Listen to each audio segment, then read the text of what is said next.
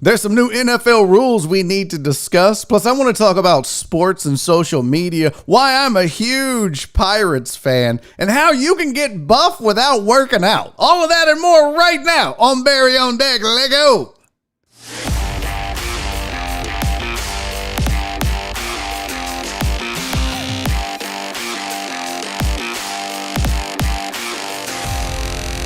Live from the BiffNet Studios World Headquarters in Spring, Texas, it's Barry on Deck, hosted by former ESPN Houston radio host and stand-up comedian Barry Laminack, starring Oliver the Cat. Written by Barry Laminack, produced by Barry Laminack, directed by, you guessed it, Barry Laminack, featuring sports, entertainment, special guests, film sessions, and some drinking. Okay, a lot of drinking. Viewer discretion is advised. And now, here's your host, Barry Laminack. What's up, you damn dirty deckheads? Welcome to Barry on Deck. I am your host, Barry Laminack. Thank you guys for being here. Today is Thursday, April 22nd, 2021, and this is episode number 237 of Barry on Deck. Happy Thursday to you. I hope it's a good one. I hope your day and your week has been going well. I forgot to shave today, so you'll just have to forgive the scattered gruffness of the stupid fat face that I have. Look, we got a lot to get to. I counted no less than 2, 4, 6, 8. Like, there's like 15 topics. There's no way, with as much as this show gets off the rails and off track, there's no way that we get to all 15 topics, plus some of the show opening stuff. Plus, Kelly Iko is scheduled to join us at 3:30. I don't have confirmation of that yet, but hopefully that takes place because I love talking NBA basketball with Kelly every Thursday at 3:30. If you don't know who Kelly Iko is, he covers the Rockets for theathletic.com. So kind of a big deal in the Rockets community. So it's cool to have him. So hopefully he will join us at 3:30 today. If not, trust me, we are not short of things to discuss. So I want to get this show rolling. Enough. Let's not bullshit. Let's not waste any time. Let's get right to it. First thing we always do is shout out the chat shout outs. By the way, we have a first time Triple Crown winner, Shelby. I love it. I'm not gonna lie. I love it when the ladies get the Triple Crown. It makes me feel good. I'm excited about that. I love the Deckettes. The Deckettes. It's pretty awesome to have a community of female sports fans that are a part of the Deckhead community, and it be as big and as awesome as it is. So I'm very excited. Shelby, congratulations. You are the greatest Deckhead in the history of the world for the next 2 hours. And then you're just back to normal, Shelby, after that. So at least for the next 2 hours, you get to walk around the chat like, yep, I'm a bad bitch. What's up? She also got the Triple Crown. Everybody, I was watching. I was like, oh, is she going to get it? Donna was like, get it, Shelby, get it. And then TDP tried to Congo block her, still lost. So Shelby not only gets first, she was not only the first one here, she was the first super chat. Shelby, you are a Triple Crown winner, the first Triple Crown for you. Congratulations.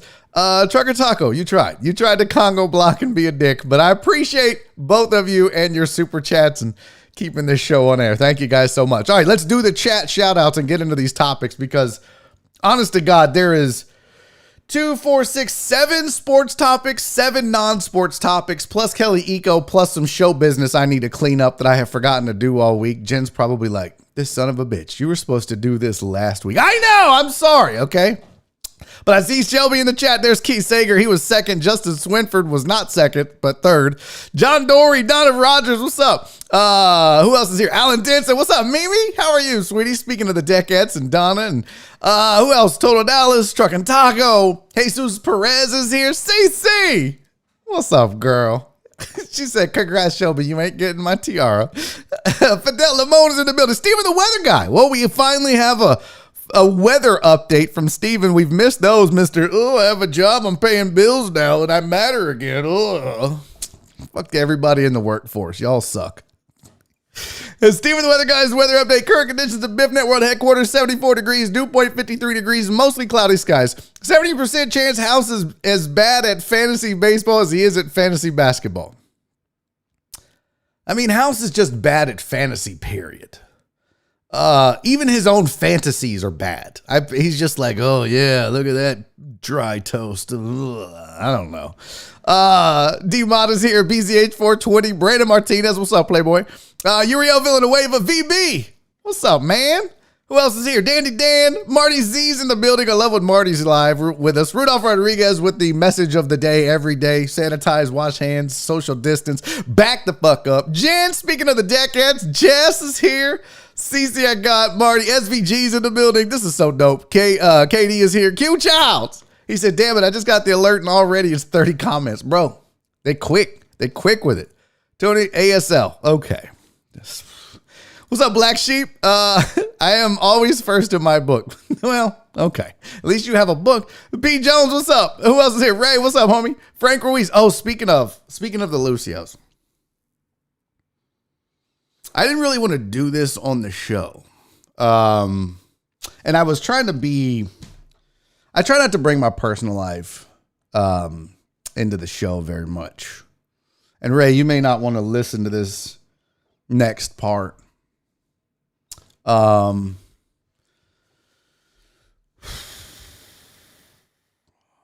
don't really know how to say this. And I didn't plan on doing this. I don't, but then I saw Ray and it kind of triggered it. So Nora and I are not in a good place right now. She caught me cheating, and I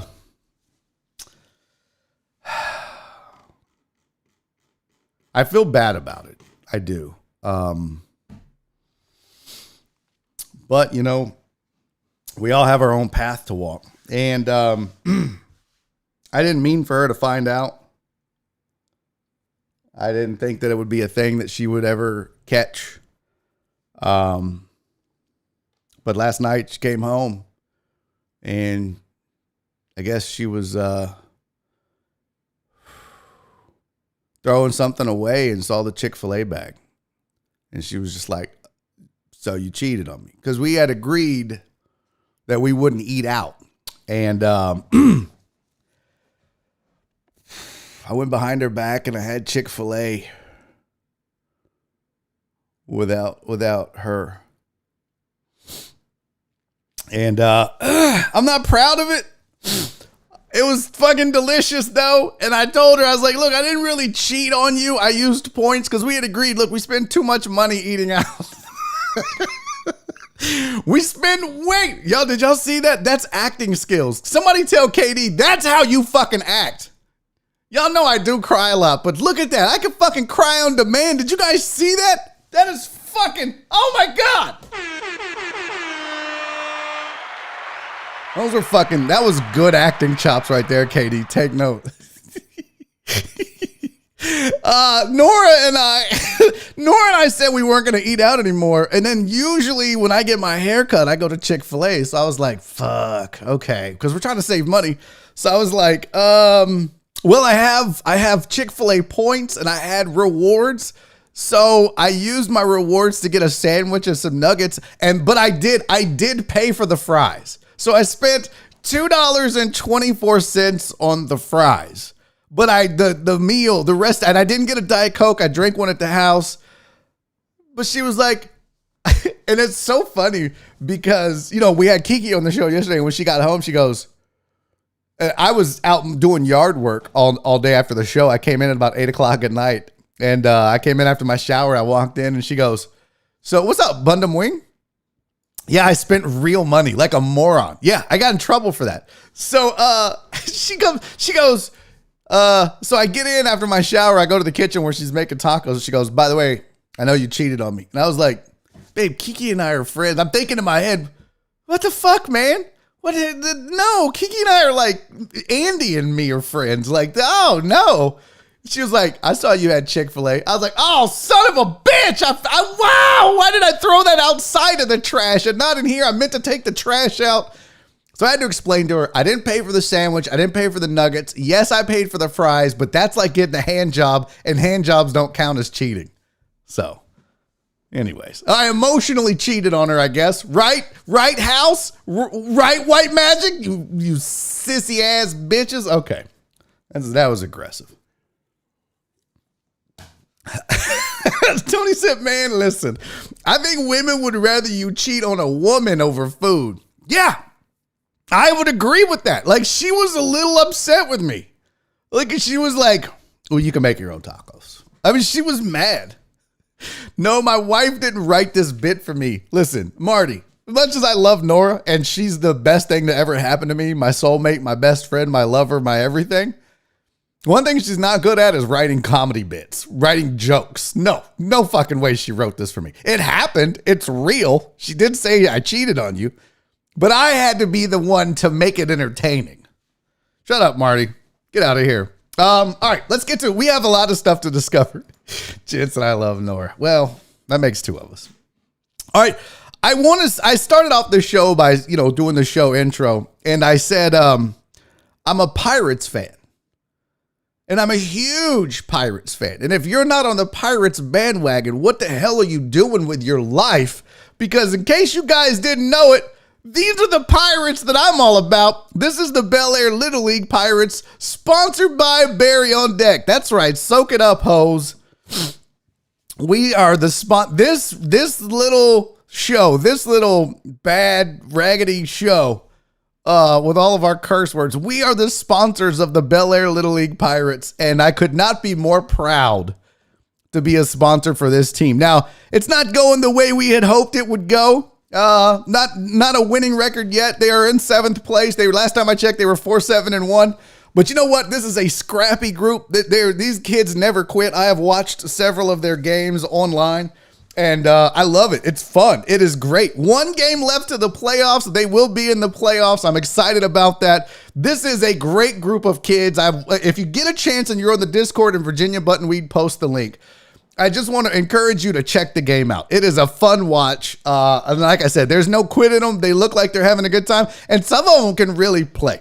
Some of them can actually really play, and I'm here for it. So it's dope. But this is the Barry on Deck Bel Air Pirates, and I could not be more proud of them. In case you're wondering, number one, that's Minnie Weed.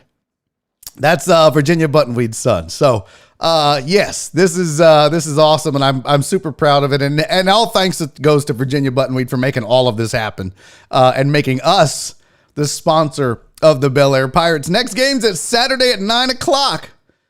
That's dope. I'm here for it. And most of the parents think that they are sponsored by a seafood restaurant. All the parents think Barry on Deck is there a seafood spot coming to Bel Air? Is it going to be upscale? Will they serve sushi as well? Nope. You just log on to YouTube and get yelled at and cursed a lot. So that's who it is. Can you believe we sponsor children on this show? This show, we are shaping and molding the youth. Okay. I forgot on Friday, but Brandon Gary hasn't been here in a while, and I still love him though, but he had a birthday on Friday. It's fucking Thursday. I'm almost a week late, but you know what? By God, I didn't forget it. I mean, I forgot it. I didn't, but Brandon Gary's not even here. So listen, I need you all to do me a favor, okay? I'll do the shot just because we always do the shot for the birthday boys and girls. So he can't say I didn't do a shot for his birthday. I'm going to do it. I know it is terrifying that we sponsor children. P. Jones. I'm going to do the shot for Brandon Gary. If any of you ever see Brandon Gary, you make sure and tell him that, yeah, we totally gave him his birthday shout out. Marty Marla, the kids. Look right there. Marty Marla, the kids. Brandon Gary, just pretend like this is last Friday. Happy birthday, my friend. I hope you get roadhead or a hand job or whatever it is you're into. Cheers. Happy birthday last Friday, Brandon Gary. All right. It's official. It is official that I did it. So there you go. Also, Speaking of last Friday, something else I didn't get to that I apologize for is, ooh, that's a good idea, Jen. See, this is why I have Jen around. Great meeting today. Smart, intelligent. She's the best.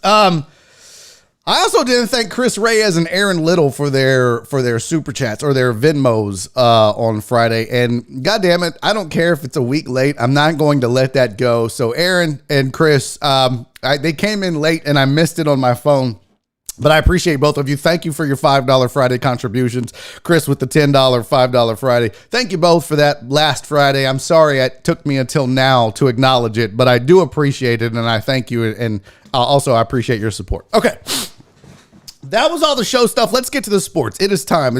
We can't be covering sports 20 minutes into the show. We got to get to this shit sooner, but we had a lot of house cleaning to do. So here are your sports headlines for the day. The NFL has gotten rid of overtime for the preseason games. We're going to get into more of the NFL rules, but just know there will be no more. There he goes. What's up, homie? Just know that there will be no more. Oh, by the way, Chris Reyes sent his $5 Friday with a note attached saying he would like to apply for an admin.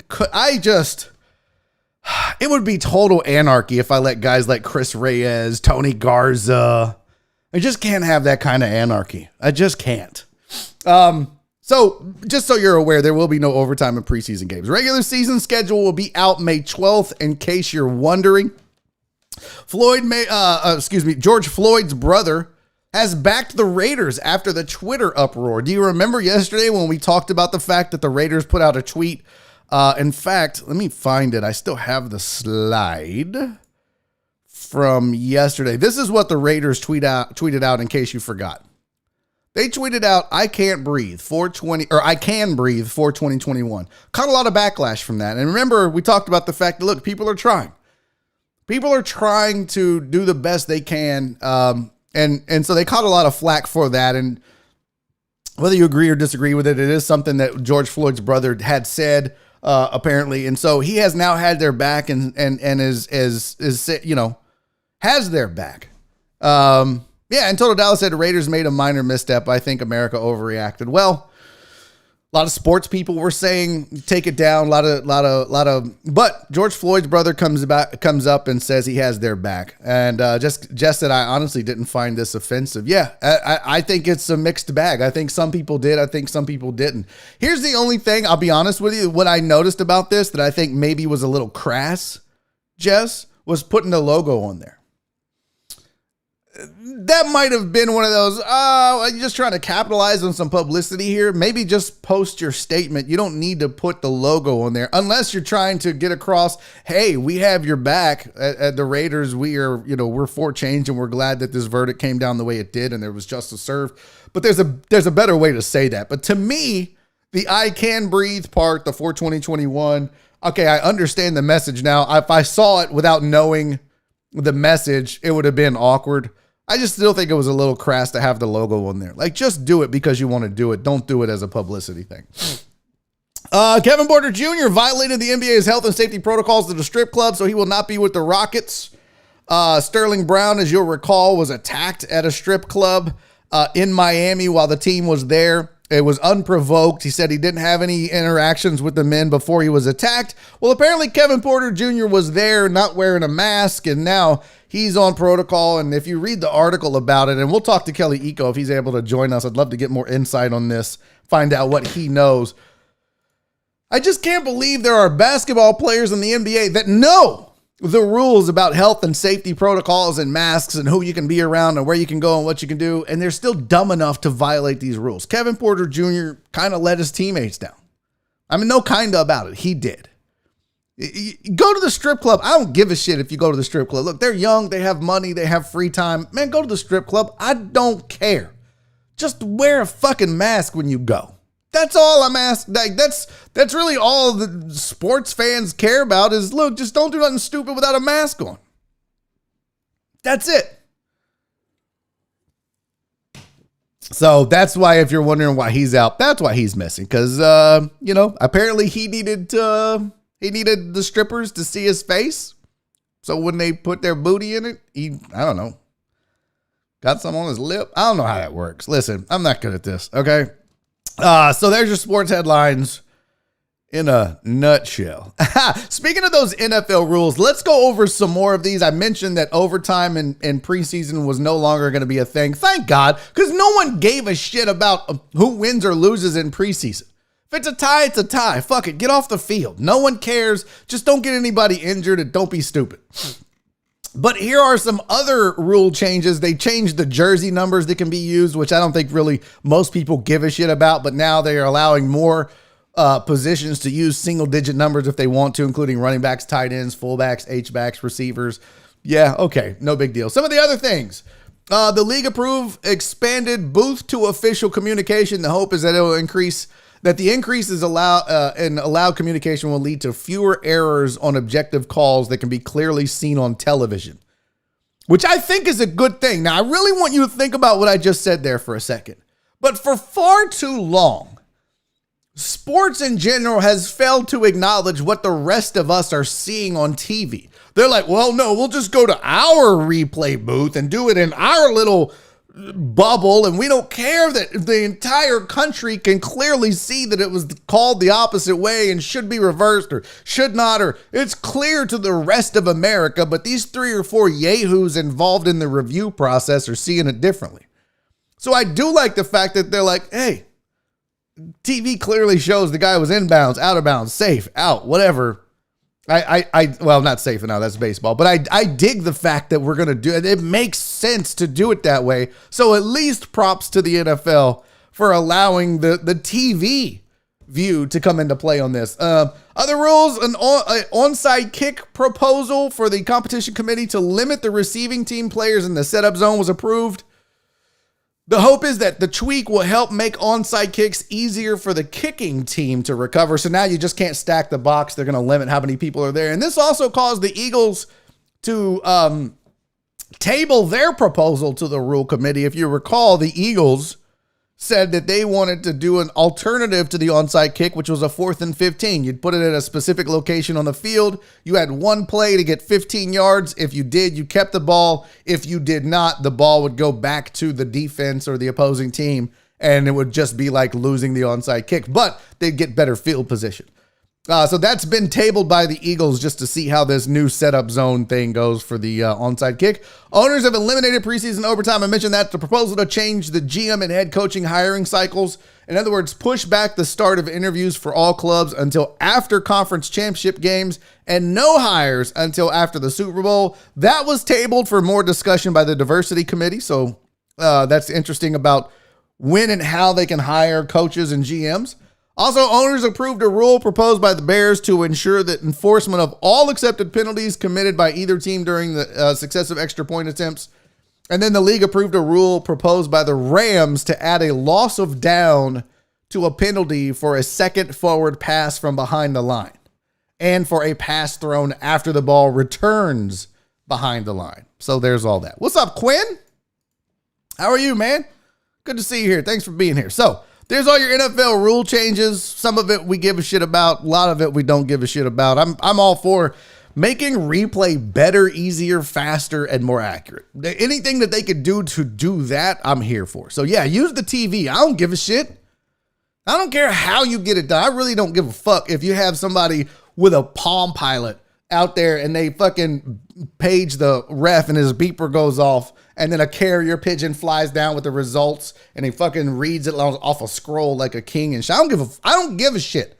Just get it right. That's what we care about. Don't affect one way or the other the outcome of the game because you don't know how to do replay effectively and correctly and quickly. I mean, quick matters, but to me, if you had to choose between accurate or fast, give me the accurate replay. Even if it takes an extra minute or two, I just want to get the call right. At the end of the day, just get the call right. That's all I give a shit about. All right.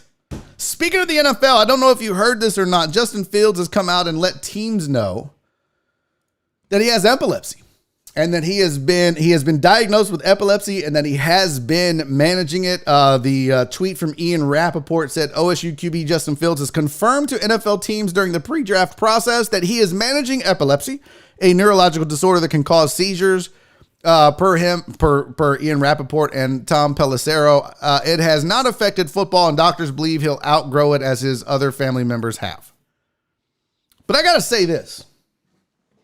Oh, and Rappaport also added Justin Fields has been taking his medication and has not had any recent issues. It's possible he may have already outgrown the illness, which is good. I really do hope that's the case, man. I'm rooting for this kid.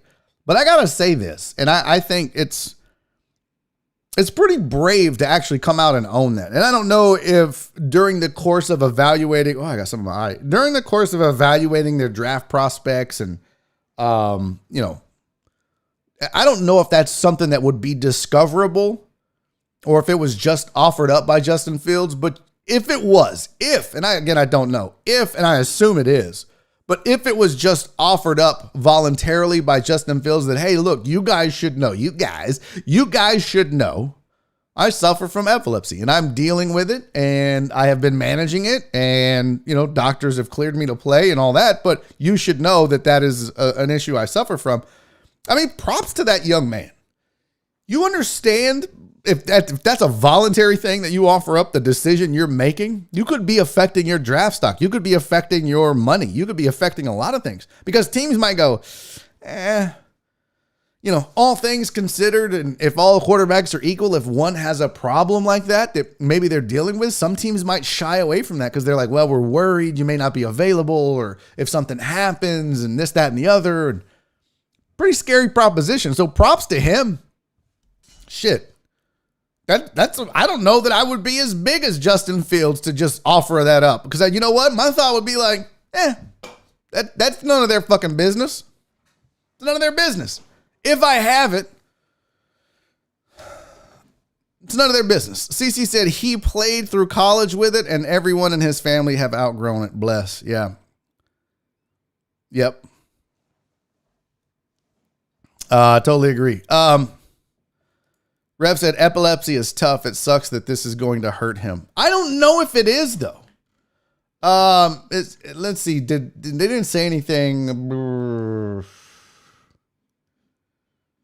Yeah, I don't know that it's going. I mean, it's brave, but I still think he goes, top half of the first round.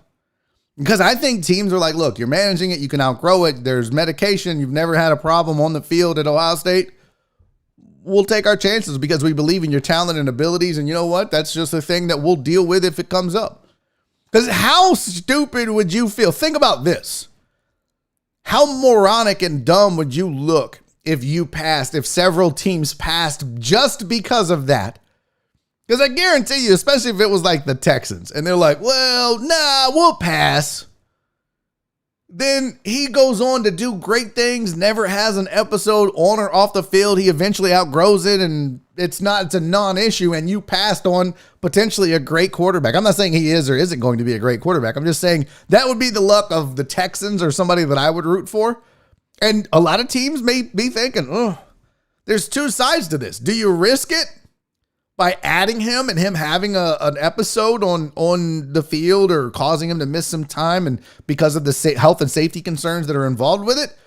Or do you pass and miss out on a potential, outstanding quarterback that could contribute in a positive way to your football team in the NFL? It could go both ways. So Rev said they were already searching for reasons to drop him. I mean, I think people still, according to this article, it says Fields is expected to be one of the first few players off the board in the draft. I don't know. What's the latest mock draft? Let's find Lance Zierlein's mock draft. I always refer to Lance just because he's a friend and Lance Zier. He just needs to get an easier name to spell. That's all I would ask, Lance. If I could ask of you, could you just get a goddamn easier last name to spell? Like Laminack? All right, here's Lance Zierlein's. Here's old Zerly Zer's mock draft. And I don't know why it's off to the side, you guys. It's because my monitor over here is vertical and not horizontal. I think that's why it does that. So he's got, let's see, Justin Fields going 9th to the Broncos. That'd be fine. I mean, I don't think he'll go, first 5 picks. But you do have a lot of quarterbacks going early, boy. Whoo. You got Trevor Lawrence, Zach Wilson, Trey Lance, all according to Lance Zierlein going top 3. You got Patrick Surtain, the second, going at to Atlanta at 4. Sewell, the tackle out of Oregon, and to the Bengals at 5. And then a wide receiver. Mac Jones is a quarterback. Justin Fields is a quarterback. So inside the top 10, you've got 1, 2, 3, 4. You got 5 of the first 10 picks in the NFL, according to Lance Zierlein's mock draft, are going to be quarterbacks, and Justin Fields will be one of those. So I think at the end of the day, if it shakes out like that, if that happens, it's not an issue. What's up, Flip? You missed everything, man. I confess that I cheated on my wife. My name is on a bunch of little kids. You're caught up.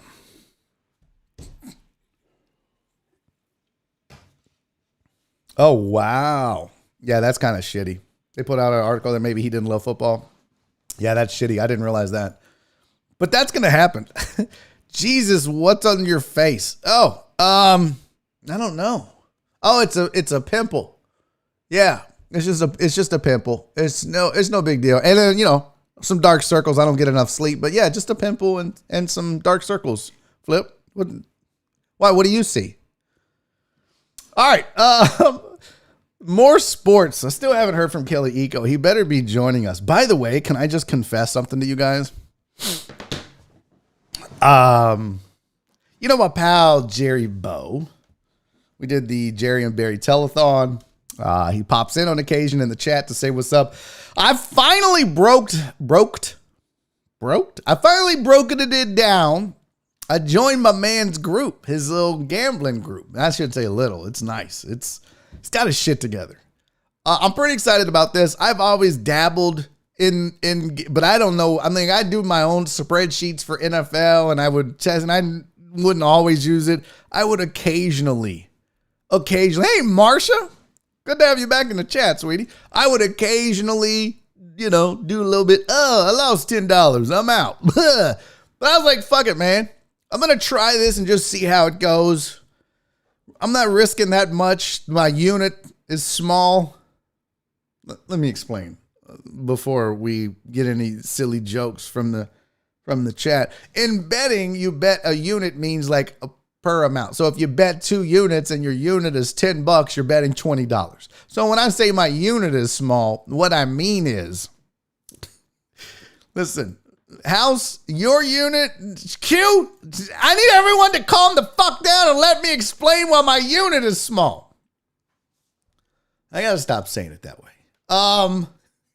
So I'm starting off very, very, just to get the hang of what he's doing, because he's doing shit that I don't normally do in this group. Like, I don't bet soccer. He bets basketball. I would mainly just do football and be like, give me so-and-so straight up, or, just against the spread and $10. And what I'm doing here is I'm just doing $3 units. And he said, have a plan though. And Jerry's been great about coaching me on all this. So I'm not going to go into a lot of details, because if you really want to know, go join the man's group. But so far, I haven't won yet, but I'm learning a lot. And it's fun and it's kind of exhilarating. And guys, I don't know how to say this, but I'm betting on soccer right now.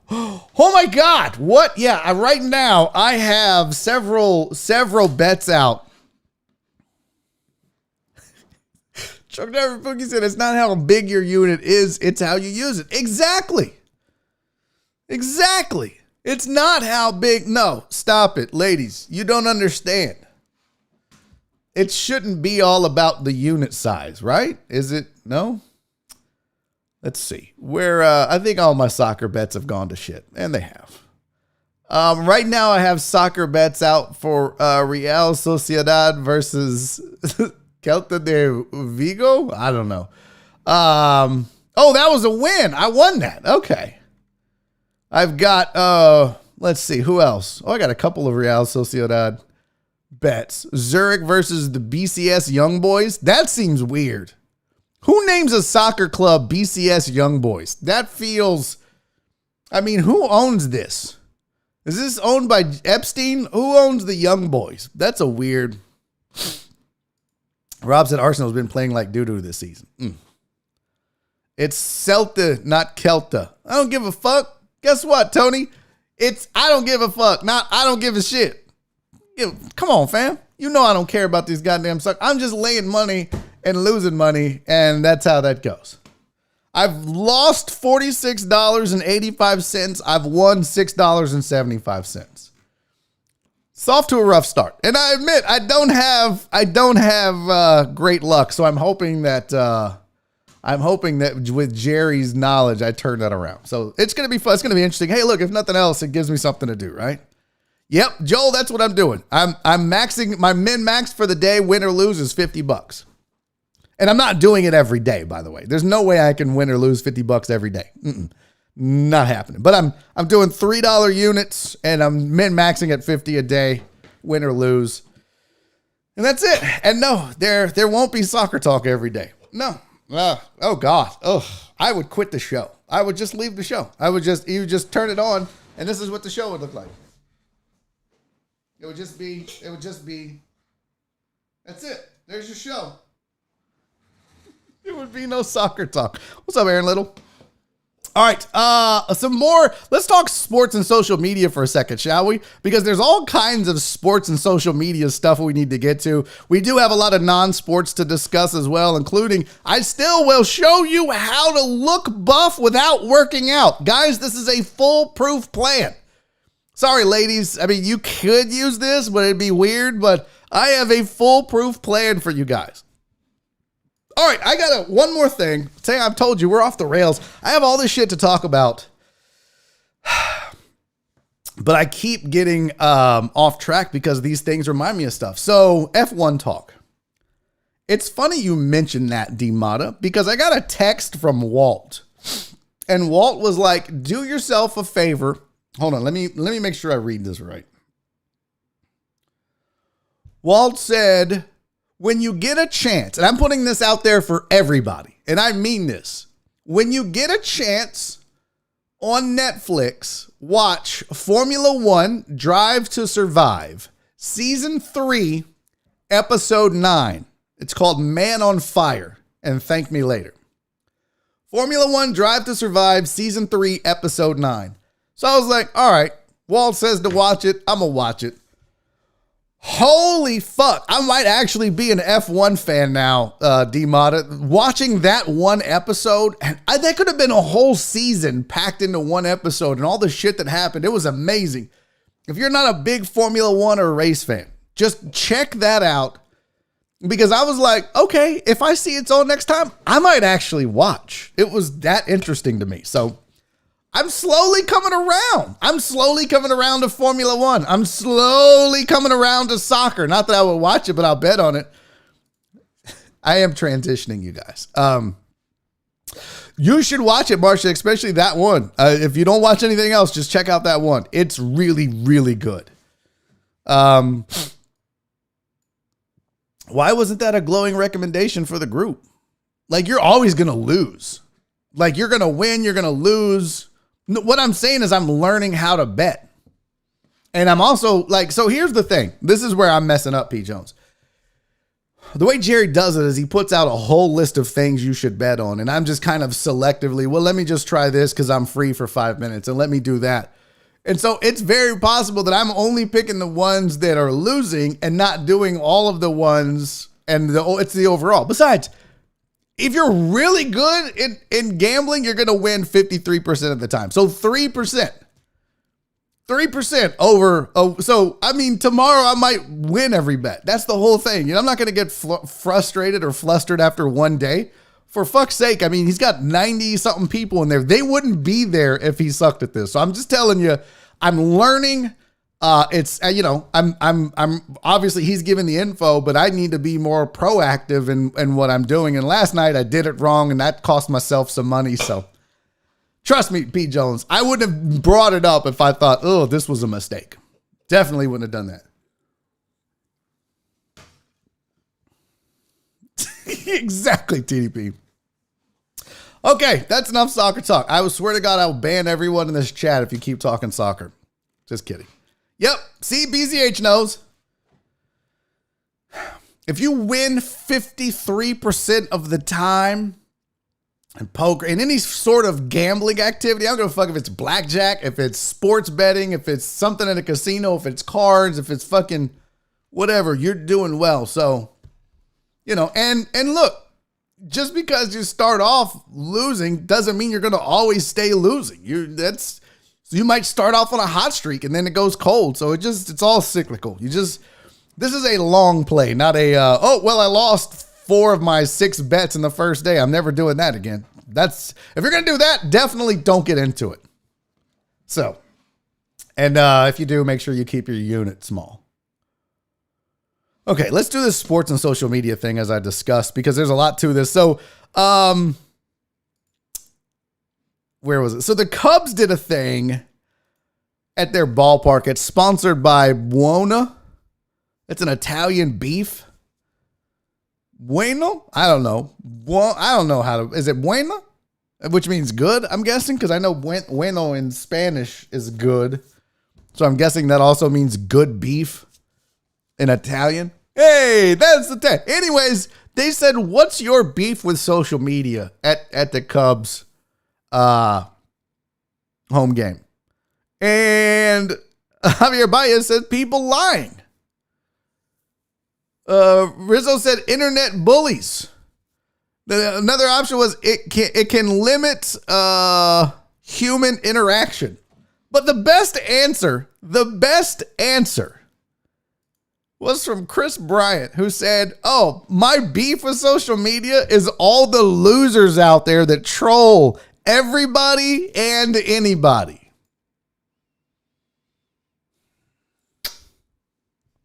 Perfect. It's so true. Now, listen, I want to be clear because I thought about this because I was like, I don't want to be a hypocrite. I do enjoy a good troll every now and then, but I enjoy a good, funny troll. There are a lot of people that just troll to be dicks or just troll to be assholes, or they troll thinking they're being funny, but they're just being dicks or assholes or both.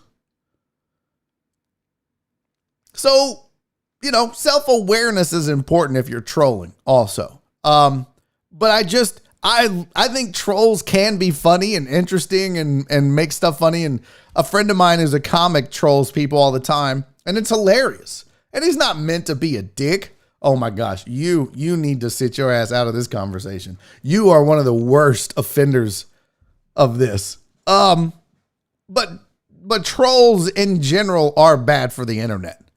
And it really makes me not want to be on Twitter sometimes. It makes me not want to be on Facebook sometimes.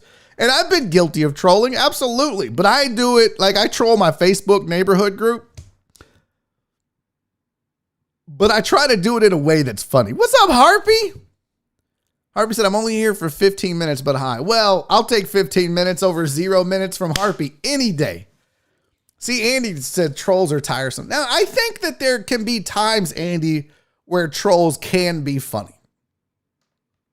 I think that trolls can be, especially if you're trolling somebody that's being a Karen or an asshole or something like that. Having snide remarks and saying stuff, there's all types of trolling.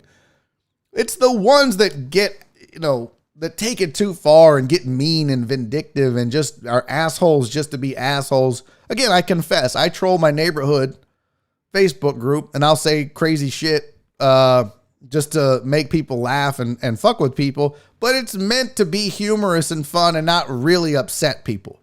So I think that's part of it. The intent, let's put it this way. The intent is everything when it comes to trolling. Intent is everything. Harvey said trolls are sad. They must feel so small in their lives to have to be assholes to total strangers. And again, yeah, if you're just doing it to be a dick, if you're just doing it because you get satisfaction out of hurting somebody's feelings and trying to make them look bad to other people, to their friends or social connections, yeah, you live a pretty sad life. It's one thing to just be funny, or maybe you're not great at it. So, Rev said, you see a profile and the only thing they ever post are replies to everyone. Yeah, that's it. Oh, wow. Speaking of trolls. So I thought that was interesting. And I loved his honesty in it because, there were some people sitting in the stands that were like, hey, screw that guy. I'm a good troll. But I love that he was honest with it and called them losers. You won't hear that talk from an athlete very often. But on a more serious note, some athletes, former athletes, not the best week for sports and social media. You had the Raiders and their faux pas with the I Can Breathe and the backlash that they incurred from that. A lot of people didn't like it. A lot of people had their back and said, we understood what you meant. I'm not so sure that that was the case for Brett Favre, who during his podcast gave his thoughts on the Derek Chauvin verdict and the whole situation. And he's got a podcast. It's called Bowling with Favre. I don't know. This was his quote though. This is Brett Favre speaking of the Derek Chauvin, George Floyd murder.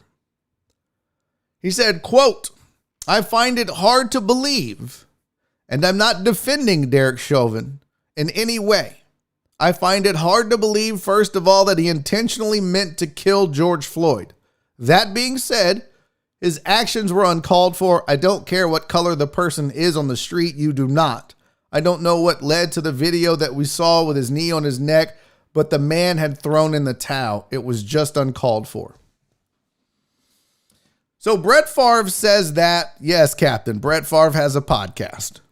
Everybody has a fucking podcast. Where have you been? Literally, Nora and the cat, Nora and Oliver have a podcast.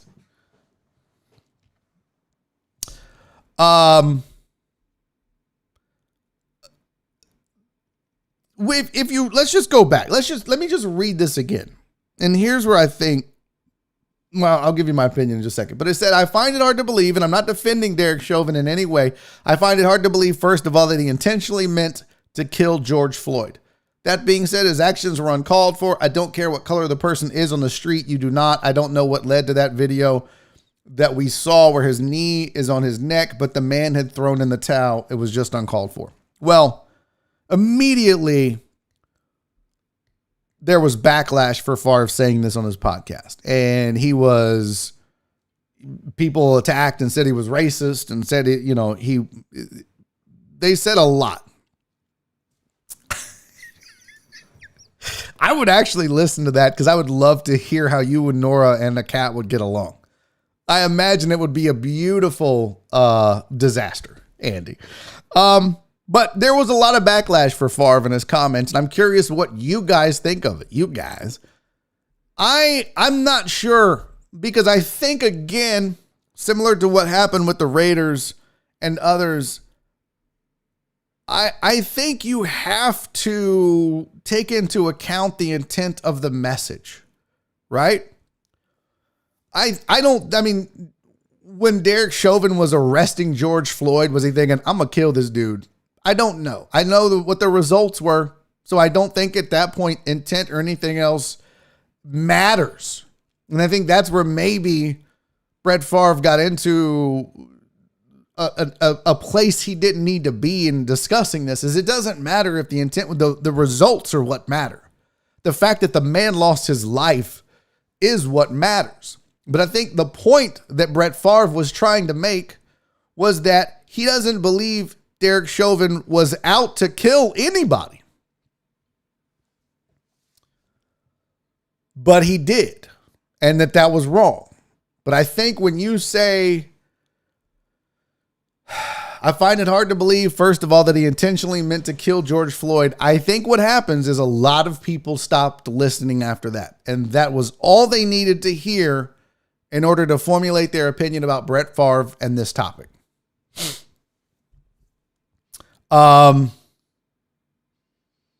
I don't think it to me, that's not a topic of discussion that really needs to be had. I'm thinking maybe he's just going through it. I'll say this, and I said this again yesterday, and I'm not trying to defend or, apologize for any of these people that are getting called out. But I think you have to sit down and look at intent. I think you have to sit back and say, okay, calling FAVRE racist is fucking ridiculous for that statement, first of all. And he's been called a racist online, and it's just stupid. Ignorant? Sure. Racist? Come on. And he said, FAVRE also addressed the backlash he faced, saying he stands by what he said. I just gave my opinion. I'm certainly not a racist, despite what people think. I am for unity. I just feel like there's a better way to unify our country. Maybe he shouldn't have doubled down. It's whatever. I think and I've stressed this so many times on this show, there's a big difference between ignorance and racist.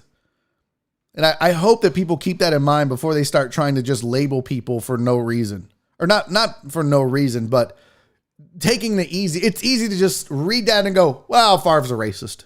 He's on the side of the racist white cop. I mean, you can't do that. I think ignorance is the better defense here. And I think sometimes it's better to just not say anything. But I also think too, like we discussed yesterday, I think there are people that are trying to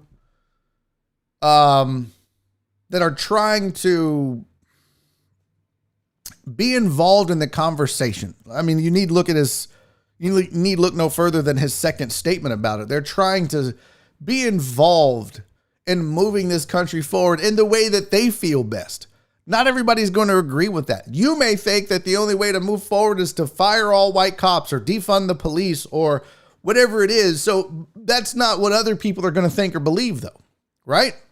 So I think that there are going to be different levels of action by different kinds of people, if that makes sense. And not everybody's going to agree with it, but what I keep asking is that everybody try to keep an open mind. Try to keep try to be a little more objective when it comes to this. And I did this intentionally. Okay, I set this up this way. Because I say that to bring up another talking point. Another athlete on social media who has done something that they regretted and were called out for. And I'm curious how many of you that just in the chat or in your mind ridiculed and wanted to hold Brett Favre accountable for the things that he said are willing to consider the same thing for what LeBron James did. If you hadn't heard, so LeBron James, after what happened yesterday, so the Ma'Khia Bryant was killed by a police officer. Yesterday, I believe it was. And LeBron James reacting to that, and that's a whole different topic of discussion, right? That is a whole different topic of discussion. It's similar to all of these incidents. You can't just lump them all together. They are all individual incidents that need to be discussed and evaluated for what they are. There's, the body cam footage from shows Bryant was in an altercation with some people. She had a knife. There's disputes of whether she dropped the knife early or late and why she was shot. She was shot 4 times. I don't know enough about that to have an educated discussion. I'll be honest with you. So here's the thing, though. LeBron made a tweet, and I'm just gonna open this in a new tab and show you the tweet. So LeBron tweeted out a picture of the officer and put "You're next." This is the officer that killed Ma'Khia Bryant. So he put "You're next" with an hourglass. Now again, let's have some discussions about intent. Let's have some discussions about what was meant. Yes, the 16-year-old girl.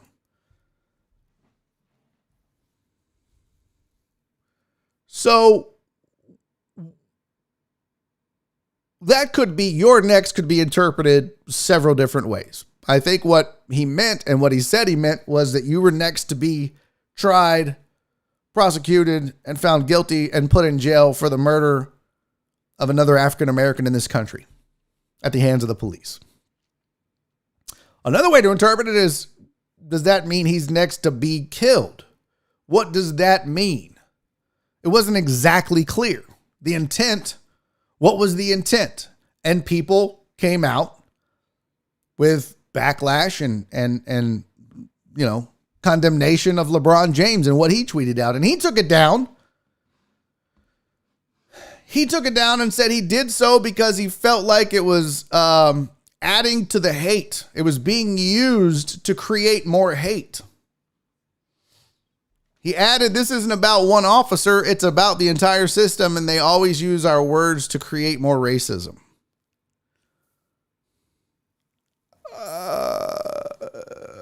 Yeah, and this is my point.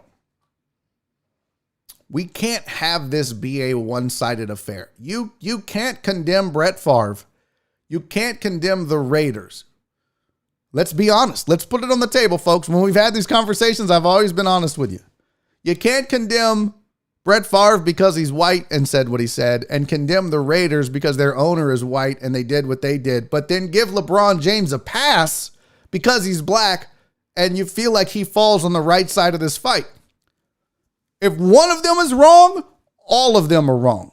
If one of them is right and gets a pass, then they're all right and they all get a pass, because at the end of the day, they are all literally headed in the same direction. They are literally taking a slightly different path to get there. Can we agree on that? I think that the Raiders would genuinely like to see change in our society and see equality and justice for African Americans in dealing with the police and in the judicial system. I truly believe that Brett Favre would like to unify the country and see racism and the racism that exists between blacks, African Americans, and white cops go. I think he wants that fixed. He wants that rectified. And I truly believe LeBron James feels the same way. They all have just taken a slight different path down that road, but yet we're going to condemn two of them and not one. You can't do that. That's not okay. Because here's what's going to happen, and this is going to upset a lot of you, and I'm okay with that. If this makes you mad, what I'm about to say, you need to evaluate seriously where you stand on this.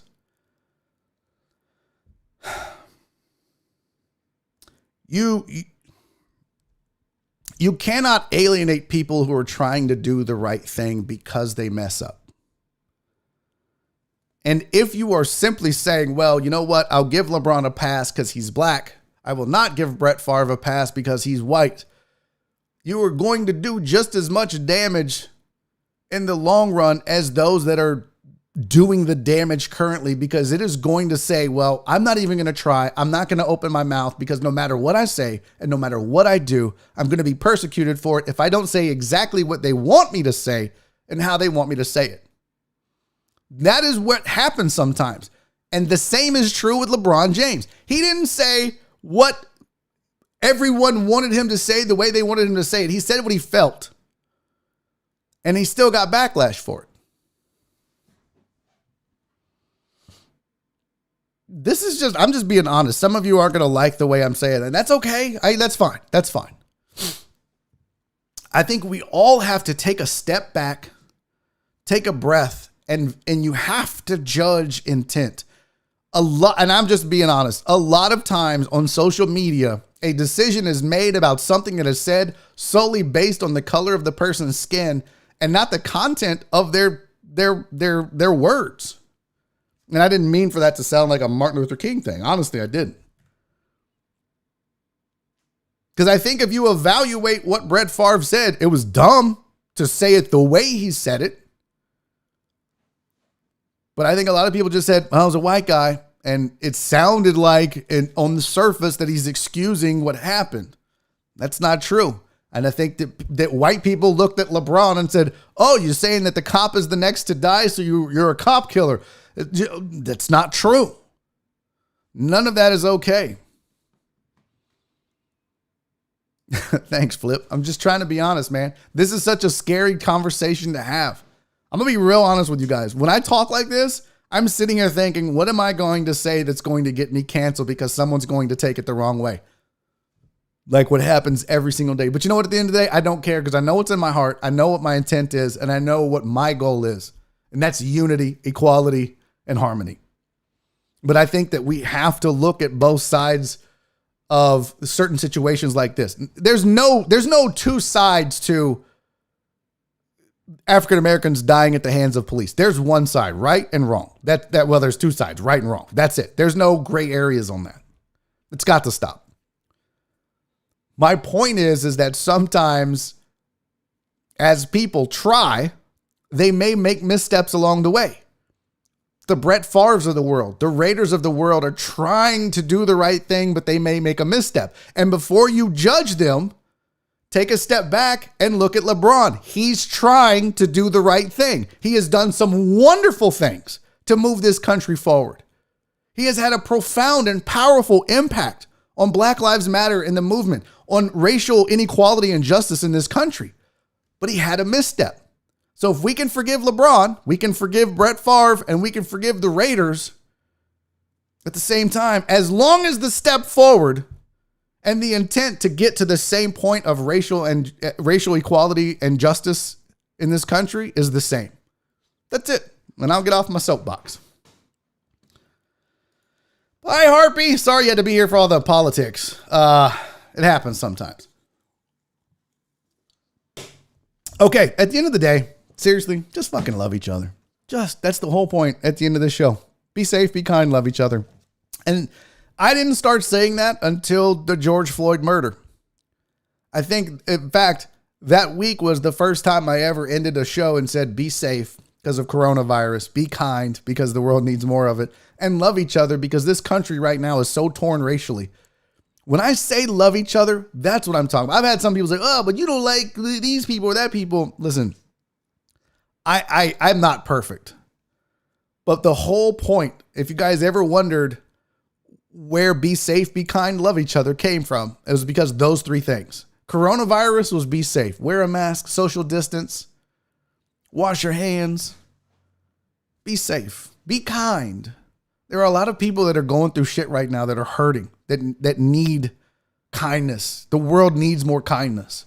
And love each other was specifically, and I never said it, and I've never said it until right now on this show, but love each other was specifically about the issue of race in this country. So when I say love each other, I'm not talking about, I'm talking about love everybody as if they are your equal. Love black people, love white people, love the LGBTQ community, love everybody. It's important. All right, we got to take a break.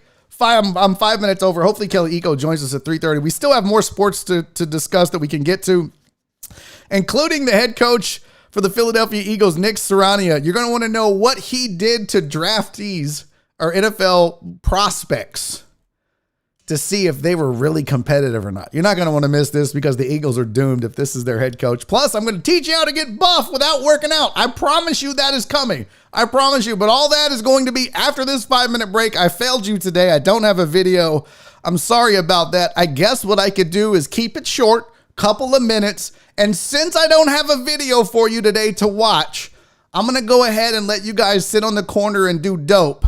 Oh, what is this? Thank you for the super chat, Tony Garza.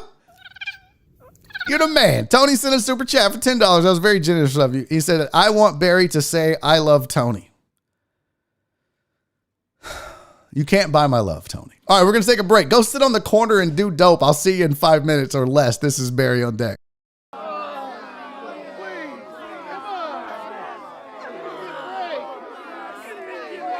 I got your bitch. Sitting down the goddamn corner doing dope. Sitting down the goddamn corner doing dope. Sitting down the goddamn corner doing dope. Corner doing dope. They are to be ashamed. Sitting down the goddamn corner doing dope. Sitting down the goddamn corner doing dope. Sitting down the goddamn corner doing dope. Corner doing dope. Goddamn right, bitch. Look at here. There you go. They're out here sharing marijuana. Look at here. There you go. The same old nasty ass people from last week. Corner doing dope. Corner doing dope. Corner doing dope. Corner doing dope. Goddamn corner doing dope. Corner doing dope. Corner doing dope. Goddamn right, bitch. Sitting down the goddamn corner doing dope. Sitting down the goddamn corner doing dope. Sitting down the goddamn corner doing dope. Corner doing dope. Dope.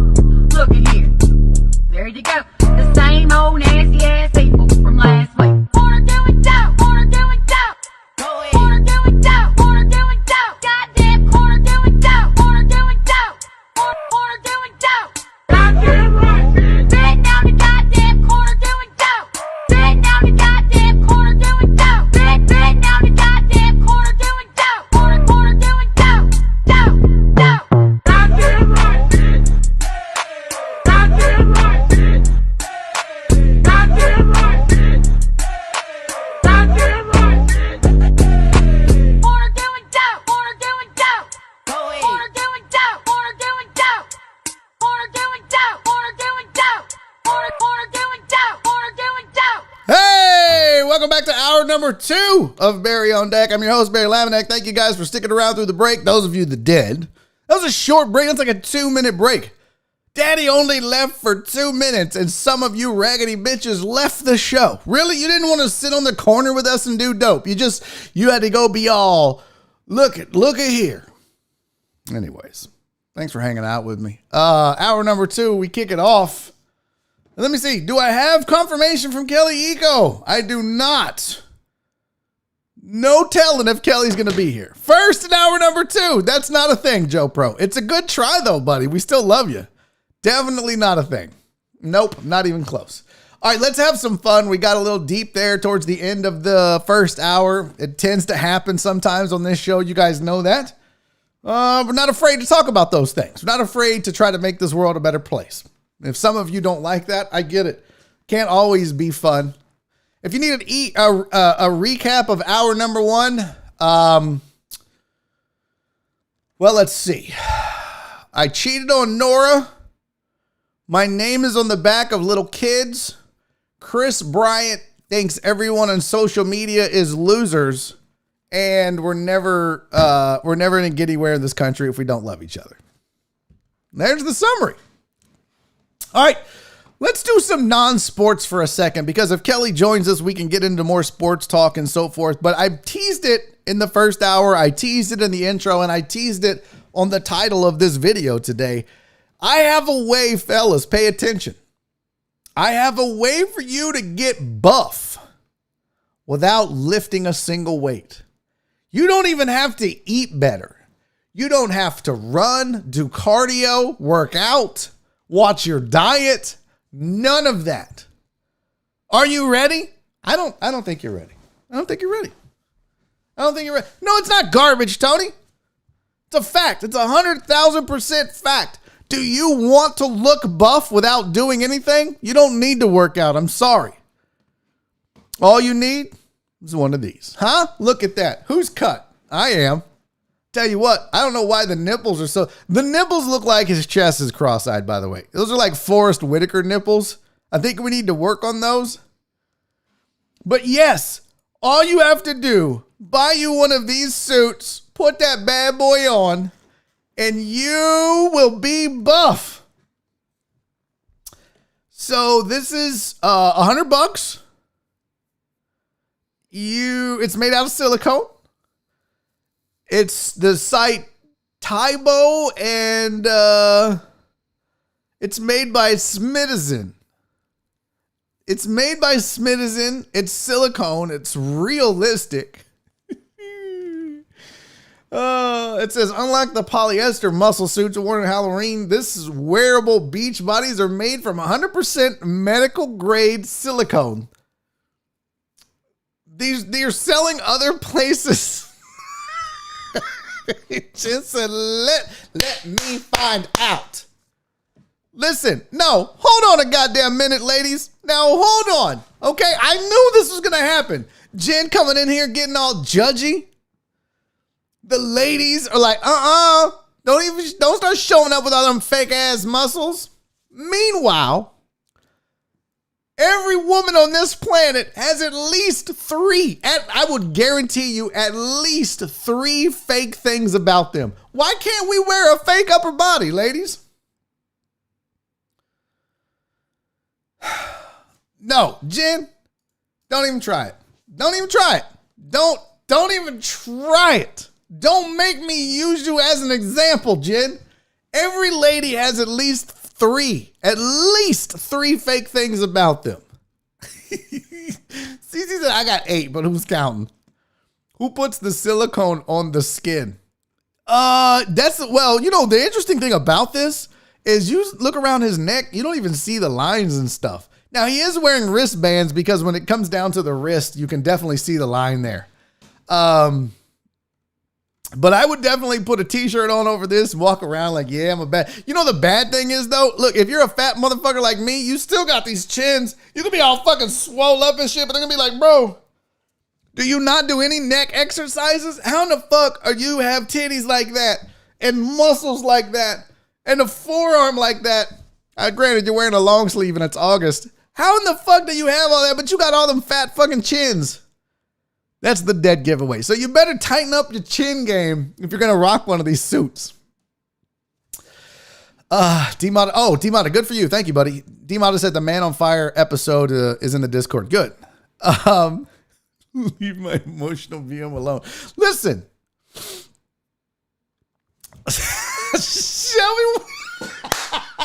Shelby's like, where's the bottom half? Don't be coming at me with no top half cute titties. I want to see that big fake ass dong down there in the bottom. So let's discuss. So ladies, you are opposed to this, I take it. But yet, some of y'all have fake titties. Some of y'all have fake ass. Some of y'all have fake eyelashes. Some of y'all have fake hair. Some of y'all have fake nails. Some of y'all wear makeup. That's fake. Some of y'all wear Spanx. Some of y'all wear girdles. Some of y'all wear bras. If you fall into, a bra, that fakes the titties out. That pushes the titties up. Your titties, normally you be sitting down, they be laying in your cereal, but you got a bra on now, all of a sudden you just got two perky titties. Then you take it out and it looks like a grapefruit and a sock. See? So I didn't want to do this, but Jen had to come at me with the, nah, I'm 100%. No. Makeup is fake. Makeup is fake. If you don't wear none of that shit, you're clear. If you have any of those things, then your ass is fake. Let's think about this for a second. When you look at me, there is nothing fake on this body. Now, yesterday, I think J-Ro puts like stuff in my hair. And it makes the lineup look better and a little darker up front and stuff. So that would be like that's my version. That's like an edge up wig. But today, that's been washed out, right? So today, what's fake about me? I ain't got none. Look, I don't got a girdle on. This is just me and my fat. This is not fake right here. I ain't got no Spanx on. This is all my natural fat. All this, no makeup, nothing fake. So ladies, if you come correct like this, no bra, none of that, then I'll listen to your argument. But if you even wear a bra, I do have on underwear, but it's not to prop up my balls. It's so I don't get doo-doo stains on my jeans. That's the only reason, right? Why else would you wear underwear? It's just so we don't get doo-doo stains on our jeans. I don't know why ladies wear underwear.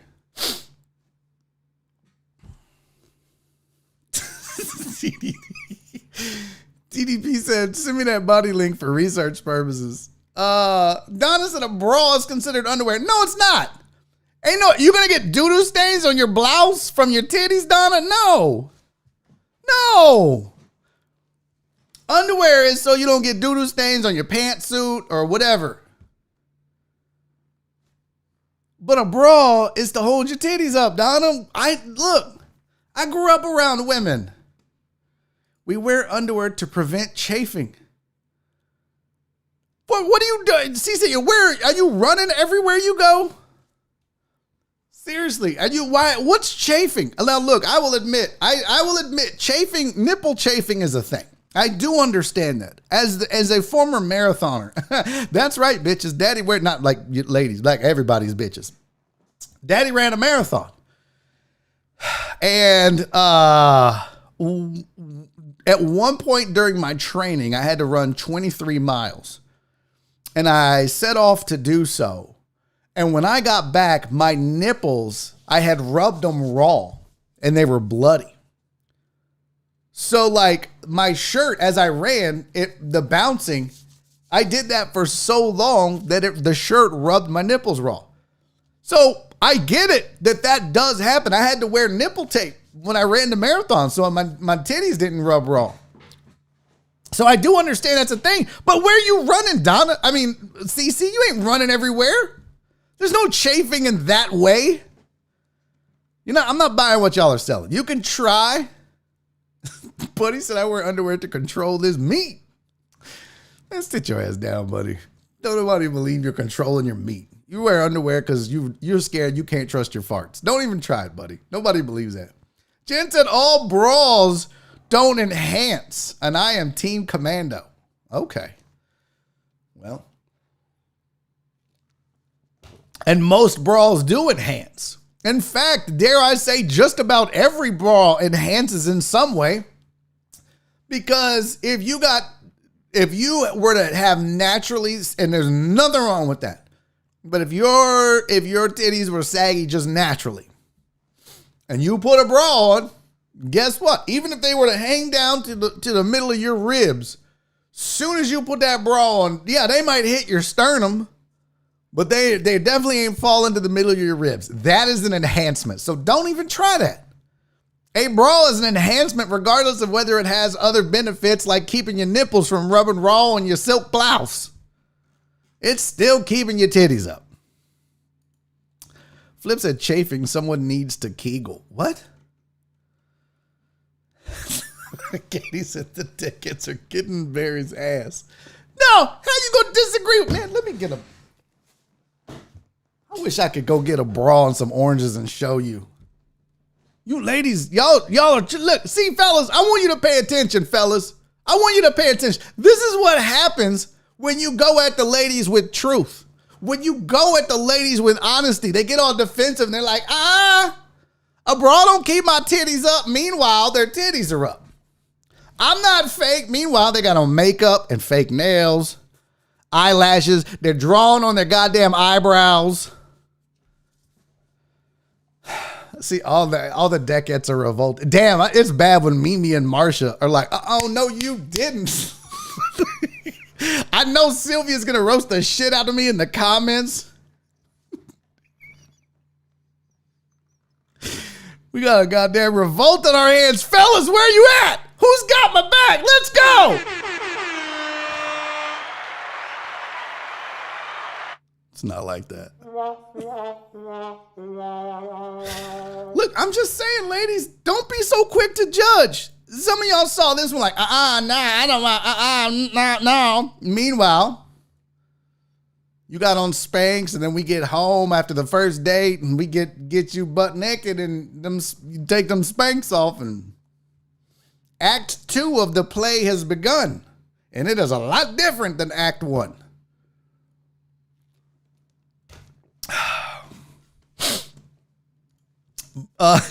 Bundum Wing said, you're a married man, you should know this. That's why I can talk like this, because I ain't worried about impressing nobody. Because see, this is what I love about Nora. If I were to go to Nora and make this argument, she'd be like, so? Like, she wouldn't run away from the truth like all the Deckheads in this chat are running away from the truth. Jen, Donna, Cece. You can't run from the truth, ladies. Jess.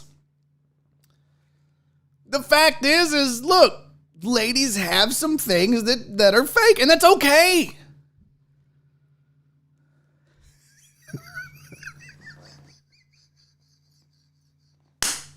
God damn it, Jen. Jen squat wipe. Who the fuck is that guy? Yeah, well, listen, that's all I'm telling you. Is if Nora were here, I'd be like, no, babe. Do all women have something fake? She'd probably be like, yeah. If you don't like it, don't go after women. It's okay to own it. That's right. The truth is, yeah. See, Buddy's learning. Donna is going to whoop my ass when she sees me the next time. But that's okay, because I've been working out. Seriously, though, I don't know who in their right fucking mind would ever wear this. Like, why would, first of all, the guy wearing it is already buff as fuck. Look at that flat stomach he's got. Why in the fuck is he wearing this? Bro, you're already skinny.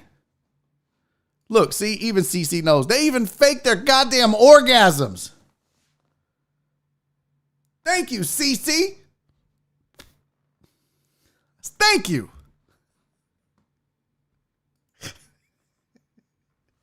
Everybody's paying their last respects to Barry. Putnam said 5'11" dudes who wear cowboy boots fall into the same category as ladies wearing makeup. Okay. No, I believe that's a fact, Playboy. I agree 100%. If you wear them thick-ass heeled cowboy boots, 100%. Jen says, taking notes, Deckhead's his birthday and show 250 is coming up.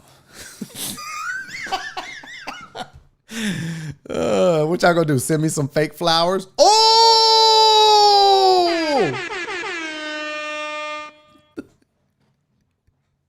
Yes, Marsha. Dudes will wear cowboy boots to seem taller. They will. Marsha, we did a show where I showed you inserts that guys will put in their shoes that'll add a 2-inch lift and make them like 2 to 3 inches tall. Height is a big deal for dudes. Guys are very sensitive about how tall they are. Very sensitive. I hate y'all. Donna's got me canceled. No, like seriously though, dudes get very self-conscious about their height. They want to appear because you always hear people say, "Oh, you done fucked up, Truman." Yeah. They always hear about, I don't want no short man. I don't want no small ass dude. I want a real man. I want to feel safe. I want a tall, handsome, strong man.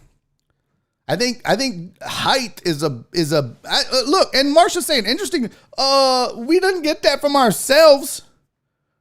We got that from ladies that are always like, I want a man that's at least 6 foot and he's got at least 6 figures. And I'm like, well, then you need to lose at least 6 inches. Fidel said, tell me about it. I'm 5'2". Yeah, see? I mean, dude, I'm 5'10" and I feel short. And then people are like, you ain't 5'10", you're 5'9". No, I'm fight to the death. I was 5'10". Now, of course, you start shrinking as you get older, so I might not be 5'10" anymore. But it does, look. Hal said, I don't swipe on girls taller than me, not because I care about height, just got tired of that. Wait, you're only 5'8"? Yeah, and then you get rejected. It's a thing. So let me just stop this train right here. Because, yeah, dudes like big titties, but you know what? Having small titties has never stopped a dude from going out with a pretty girl. Or just any girl for that matter. Dudes don't care. You could have small titties. You may not have much ass. But there are a lot of females that I don't give a fuck. You could be the most wonderful man in the world. You could be financially stable. You could be rich. Fidel Limon could be worth $7 million.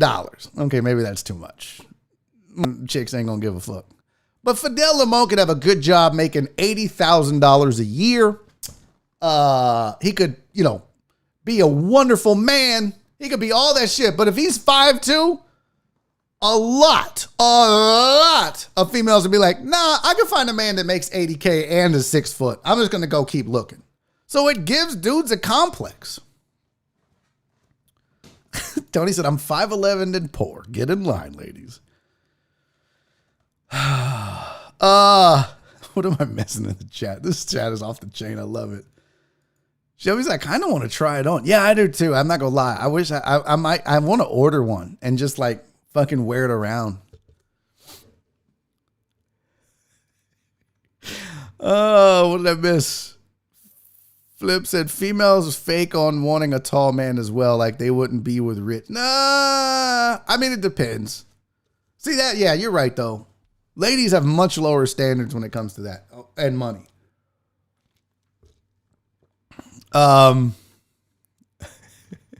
Walt said I never had an issue with my height. How tall are you, Walt? Ladies care about height, Tony.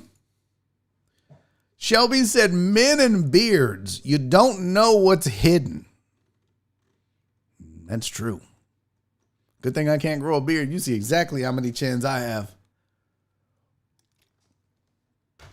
Shelby said I'm 5'3". I'm not worried about height. See, there you go. Now Fidel's got to find somebody 5'2", 5'3". Fidel said, if we buy you one, Barry, would you wear it on the show? Yes, of course. If you bought me this, yes, I'm rocking that on the show.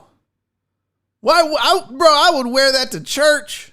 I would wear that to the grocery store. Now I got to get some silicone to put on my neck. I would have to I would have to wear a lot of turtlenecks or something. Maybe I'll just wear one of them gator masks and then that would be a good cover, and then just get some like wristbands or a watch to cover it.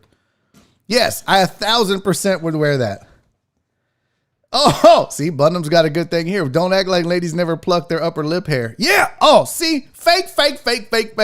Some of you ladies shave your mustache. Still fake. I don't want to hear it. Okay.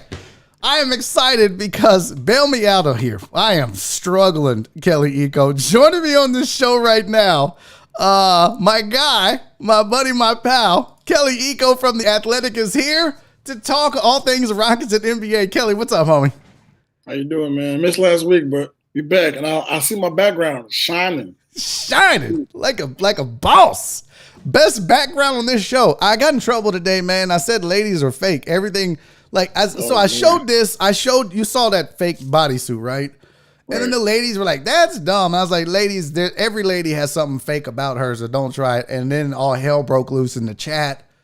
And I said bras are fake. Like I said, all that was fake. So I'm in trouble. The Deckheads there's a revolt going on. They're trying to have me overthrown and replaced by Nora. It's a whole thing. How are you, man? How's the world of the NBA? Doing good. NBA world is busy as always. You know, the season's winding down. I think there's about 13 to 14 games left in the season, heading to the playoffs. Obviously, the Rockets are not going to be part of that playoff journey, but they still got a lot of stuff going on, as you have probably seen in the news. Boy, let's talk about Sterling Brown to start with, and then we'll get to Kevin Porter Jr., because I think those can be and should be mutually exclusive. But what do you know about what happened with this Sterling Brown situation? I think it caught everybody by surprise. Is he okay, and what can we expect going forward? So, as I understand, the Rockets have been, talking with the league and been pretty open and fluid in those conversations to kind of get to the bottom of what happened that night in Miami. But as far as Sterling is concerned, he's recovering. He's in Houston. The biggest thing is that he's okay, because as you've seen what happened, it could have been a lot worse for him. So I think the biggest takeaway is that he's doing okay. It'll take some time to recover, but the biggest thing is that he's in Houston. He's not in some emergency room right now, halfway across the country. So. Now, let's talk about the Kevin Porter Jr. thing, because Kevin Porter Jr. was at a strip club in Miami with Sterling Brown, and he didn't get in the altercation, but he is now not playing because he violated the league's social distancing policy, or what do they call it, Health and Safety Act. Yeah. He wasn't wearing a mask in the strip club, which that's just a good rule of thumb, pandemic or not, because some of them hoes are nasty. So what do we know about what do we know about what happened and how the team is handling this? And are they disappointed? Because, the whole reason he is a Rocket is because of the off the field or off the court stuff in Cleveland. Is this more of the same with him? No, it's different. I think, going to a strip club, it would have been the same thing as going to Barnes & Nobles or going to Denny's. There's stuff you shouldn't be doing during a pandemic, obviously, as an NBA team. But, he went there. He tried to protect Sterling from the assailants, and that's what got him kind of involved. But I think for the Rockets, they understand that, look, these are grown men. As far as you can put all your protocols and at the end of the day, they're going to do what they want to do. That's one thing I've learned about being around this league.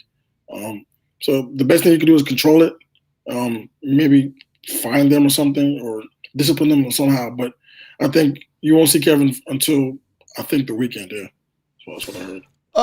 I was reading an article about the Kevin Porter Jr. situation, and Steven Silas was quoted several times. And I wanted to get your opinion on this, because in the quote, he just talked about, I sit these guys down and we have some discussions, and he seemed very laid back. He seemed very nonchalant, like, hey, look, I'm talking to these guys, but we just want them to be happy. And it almost seemed like the opposite of a disciplinarian, almost like as long as these kids are happy, I'm happy kind of thing. Is that kind of attitude detrimental to this Rockets team? I mean, do they need more of a disciplinarian being as young as they are? Because I feel like Steven Silas is just kind of, I don't know, apathetic maybe isn't the right word, but it just seems like they need somebody to be a little more father figure like with a young team and more of a disciplinarian. Am I off on that? There are bits and pieces to that for sure. I think the way this season has gone for them, it's been so draining that they just want to finish out the year, head to the off season. There's one thing after another, whether it's drama whether it's on-court stuff, off-the-court stuff, injuries, losses. It's been so much in such a short amount of time that I think as Stephen Silas, as someone who is here for the first time as a head coach, he's kind of seen it all in his first year. And at this point, there isn't anything that's going to surprise him, per se, in terms of dealing with the young team. Now, if you speak to the players, they all speak highly in favor of him. He listens well. He's somebody who wants the best for those young guys. He tries to nurture them. Obviously, there are guys like John Lucas who are a bit more stern or going to be in your face. But every team doesn't need a general. Every team needs a balance, a healthy balance of good cop, bad cop. And I think for a team like the Rockets, who are so young and trying to maneuver the NBA waters and how to be a winning franchise, you will need a coach like Silas that's going to support you, at least to the media.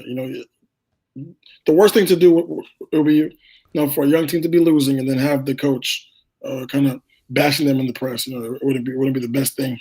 So I think, however he handles it behind closed doors, that's between him and the team. But as far as to the media, he's a nice guy. He's someone who kind of tries to see the light at the end of the tunnel. He's like a glass half full kind of guy. Are you sold on his abilities as a coach, Kelly? Because I try to watch. It's a tough watch right now. It really is. Like, you have to really, really love the Rockets and really love basketball to sit down and watch a Rockets game. It is difficult. I feel sorry for you because it's your job. You have to watch. I'm like, if I don't want to, I just bloop. Well, we ain't talking about that tomorrow. Jeez, that was awful. But am I off? Because the games I do watch, the errors and the mistakes that I see made seem like they're not getting good coaching. Defensively, defense to me is all about coaching. It's about, you can have shooters. Guys are going to miss. Some of their offensive sets seem a little off, but that just might be chemistry or whatever. But defense to me has a lot to do with coaching. And defensively, they are awful. Defense is effort, right? Defense is effort. Right. And you can. I feel like you can have schemes, but it's about motivation. And I don't know, man. Is he the right guy? Yeah, I think Stephen Silas is a great coach. I just think that this season there hasn't been enough time to be on the practice floor. With the condensed schedule, a new team with all new, pieces, it's hard to kind of get a feel for that team if you don't have adequate time on the practice court to kind of hammer things out. And I think that's where they've struggled. If you look during the games, at times it doesn't look to be cohesive. It looks to be kind of sloppy on both ends of the floor. But that's just because, they're going through a period of transition.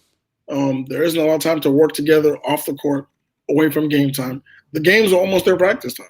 It's like they're trying to learn things on the fly as the season is going. So, yes, Stephen Silas is a wonderful coach. You saw him in Dallas. He was the biggest reason why the Mavericks had, the NBA's best offensive efficiency of all time. And, now coming to Houston, he still needs time to work with those guys, get more people in before you kind of see what he can actually do. Because we have seen some really good basketball at times, despite the losing record. So Ashton Jean Lewis in the chat said, "Let's be real. A lot of them won't be on this team next season." Is that a fact? I mean, are we? Tony said, "Well, they're only keeping Wood and KPJ." John Wall will be here. Tate will be here too. Jay Sean, yeah. But realistically, how many? If we look at this time next year, how many of these Rockets are going to be here? It's a good question. It really depends on what you want as a franchise. If you want to, continue on the rebuilding path, can you really bring back this entire team next year? No, you can't. Like, there's no realistic path to getting incrementally better if you bring back, a 15-45 team the next season. It's just not going to happen. So you have the young core. You have Christian Wood, Kevin Porter Jr., KJ Martin, Jason Tate, John Wall. If you can move him in the offseason, great. If you can't, he's still a good player that can help Kevin, because there is no way you can just turn his roster over to Kevin Porter Jr. right now as a playmaker. He's just not ready for it full time. He still needs that time to grow. He needs an offseason under Silas, a training camp, some summer league will do some good. You need more reps. So I think people like Sterling Brown, fringe players like David Nwaba, even Olynyk, if they can even afford Olynyk in the offseason, I'm not sure. But if you're a team like Houston that wants to get better and you bring in a top 4 draft pick, you really have to think long and hard. Do you want to bring back 80% of this roster for the next season? Here's the crazy thing. And that, as you were talking and naming names, I started thinking about it. When you look at this team as individual players, you look at them and go, that person has value. That person would be a good addition to a lot of basketball teams, right? Like, even if you just started with Jayshawn Tate, that kid has value. He would be a good addition to a lot of basketball teams in the NBA, right? Kevin Porter Jr., KJ Martin. Individually, you look at them, right? Kelly Olynyk, individually. John Wall, individually. Kristen Wood, individually. But as a team, they suck. So it's like, man, you got to kind of pick your path forward. Are you going to try to make this group of 5, 6, 7 guys better? Can they compete? No, they need a superstar. Is he on the roster? Do you go and get him? Or do you just say, screw it, and it's Wood and the 2 juniors, and we'll figure it out after that? I don't know, man. It's a weird thing when you think about individually. All of these guys have NBA qualities that would be beneficial to a lot of teams, but they suck together. Yeah, and that goes kind of back to what I said earlier. There's just been no time together. There's been, I think, 35 different starting lineups in 1 year, which is crazy. Yeah. The amount of injuries that they've had has been catastrophic. I've never seen it for a long time in the NBA with one team, especially going through everything that they went through, trading James Harden, Russ, Tuck, all those guys. It's a whole new different team.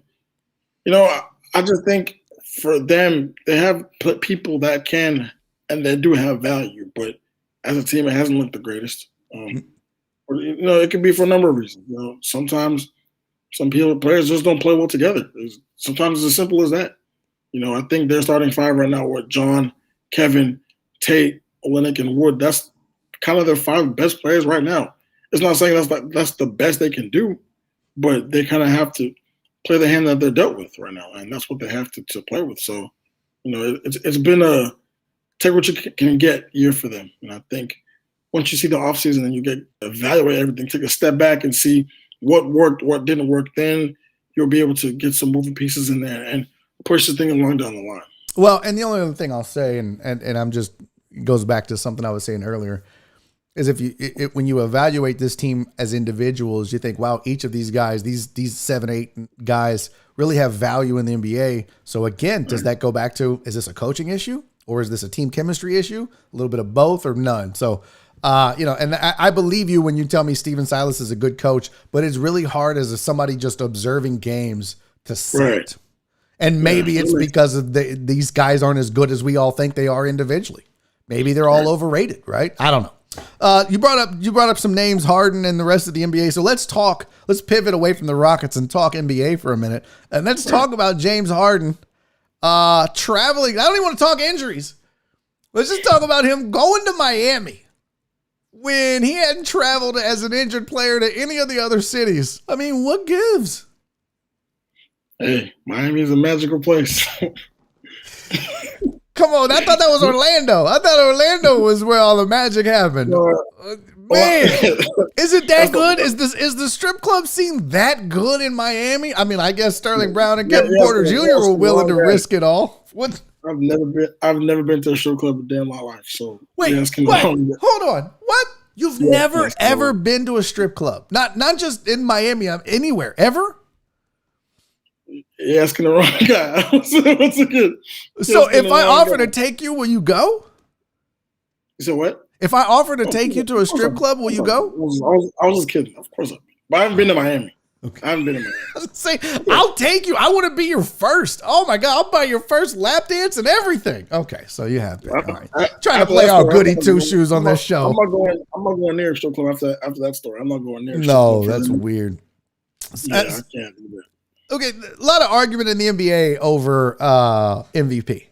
Because when you think about it, a lot of the candidates for MVP, there's only one. I saw, who was it that made this point? It was on one of those debate shows. But the only one that really, the only MVP candidate that hasn't missed significant time because of injury is the Joker. I mean, Steph has missed time. LeBron, AD, if that's who you thought was in the running for a while, which he's not now, but Harden and Durant, and like everybody has missed a significant amount of, or a portion of the schedule because of injury, except for the Joker. Is this that cut and dry, or is what Steph doing so amazing, or is what Harden has done so far? Who's the MVP in the NBA right now? Well, I think for the longest time it was a two-way race between Joel Embiid and Nikola Jokic. I didn't even mention Joel. Yeah. I think the time that Embiid missed plays into the Joker's hands, but Embiid has played so well since he returned. It's really hard to say at this point. I think right now, if you were to pick, you would have to go Jokic because he's been there all year. They just lost Jamal Murray. He's still keeping them afloat. Steph Curry has played tremendous, but I think Steph Curry, I don't think he would be higher than third on the ballot right now or fourth. Really? Because I mean, the month has been crazy, but I mean, the year overall, Steph has played great this year. I'll say that. But I just think the Warriors right now, they're still eighth in the West. They'd have to sixth or something to be considered to be a real MVP candidate. Because you still have Embiid, you still have Joker, you still have Giannis, guys like that. So you do have to be in contention, right? Like I don't think you can't miss the playoffs. I mean, it changes from year to year. The narrative or the criteria, if you want to put it that way, kind of changes from year to year. But this season particularly, I think it's 60-40 between the Joker and Embiid because if you make a playoff game, is that or the play-in game, is that worthy of MVP contention? Because right now the Warriors are ninth. No, absolutely they're not. ninth. Okay, absolutely not. So Steph's having a magical year, but it isn't translating. But he doesn't have anybody around him. I mean that team. But like I said, like the narrative changes every year. Valuable. It really changes from year to year. So I think this season it's pretty much the Jokers to lose. All right. Well, congratulations to the Rockets because I didn't realize this, but they are now the worst team in the NBA. They have the best shot at getting the number one pick now, at least for the time being. I've heard the rumors and the rumblings. They're not tanking, and you can watch the game and see that those kids are trying, but. Is this if you were running the Rockets, would you start to throttle back and say, look, we're in a really favorable position. The worst thing we need to do is get hot and cost ourselves a pick and end up with a fifth or lower pick and that go to the Thunder? Would you start throttling back and start having some back spasms for John Wall and stuff like that? If it was your team. This is the one team I've seen in a long time that they can play their hardest, and they're still going to lose. They're still going to lose. So they don't know how to tank. I don't think that's possible. They're just bad. They're just not good. It's kind of hard to say because they're not actively trying to lose games. They're just playing hard, but they're just not good enough. So I think right now where they are, they should be pretty set as the worst or the second worst team in the NBA.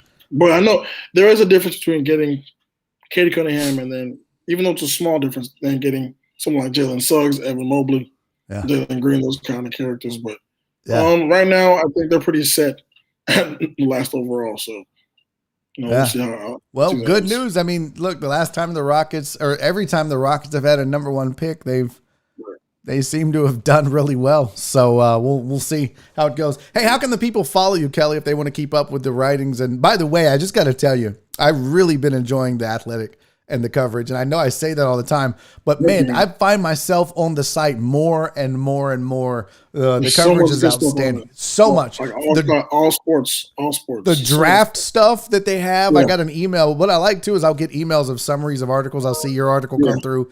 But yeah, the draft coverage, fantasy coverage, it's legit. So the people can join The Athletic to follow you and everybody else. How can they keep up with you personally? Follow my Instagram and Twitter. Kelly Iko, IKO NBA. I need more Instagram followers. So go do it, Deckheads. Let's all follow Kelly. What are you at right now? Hold on. Let me see where you're at right now. 2,000 something. How much? 2,000, like 40. Why do I have nothing but hoes on my suggested? Oh my Lord. Man, I gotta change my password for Nora. But okay, you have 2,039. We're gonna write that down. Here's what I want. I want to get you. 5,000. Let's what? Let's get to 5,000 before. Bro, there ain't that many Deckheads. Okay, Before I'm trying to get you, bro. There will be. You There will be. got your mouth to God's ears. Look, let's just get you to 2,100. Okay, can we baby steps, bro? That would be steps. 61. All right. We can get you to 2,100. That's about all I can do. I'll be I'll do tapped a out giveaway. after that. I'll do a Okay, we're giveaway. gonna get you. So everybody go at Kelly Iko NBA on Instagram. Let's get those followers up. Homie, I appreciate you doing this every single week, well, except last week, but you know, I know you're a busy man, so I thank you for carving out some time for us and the Deckheads every single day. That's Kelly Iko. Go follow that man on Instagram at Kelly Iko NBA. Make it happen, Deckheads. Oh, that's good. What the fuck just happened there? That was weird. All right. That is good stuff. There you go. That's from his mouth to God's ears on the 5,000. Yeah, go follow my mans. Go follow Kelly. He does good work. He does really good work. Okay. Boy, I was looking at the standings. Wow. Despite Jamal Murray going down, Nuggets have still won 4 in a row. That really strengthens the MVP talk for the Joker. Knicks have won 8 in a row. Who saw that coming? Knicks currently sit 4th in the East. That might be the biggest surprise of the year, if I'm being honest. Yeah, I hadn't looked at the NBA standings in a while. It's hard to get into it when the Rockets suck so bad. I'm not going to lie. It's like, I care about basketball and, I love sports, but it is harder, like baseball right now. I don't even want to talk about the Astros. It's a shit show. Watching the Astros is sad. Now would be the perfect time to be an A's fan. I think they've rattled off like 11 in a row or some shit like that. Didn't see that coming after they got, their ass whooped by the Astros to start the season. And here they go. And that's the beautiful thing about baseball, though, man. Just, you could go on a 10-game streak one way and then flip it and go 10 games the other. And that's sports in general.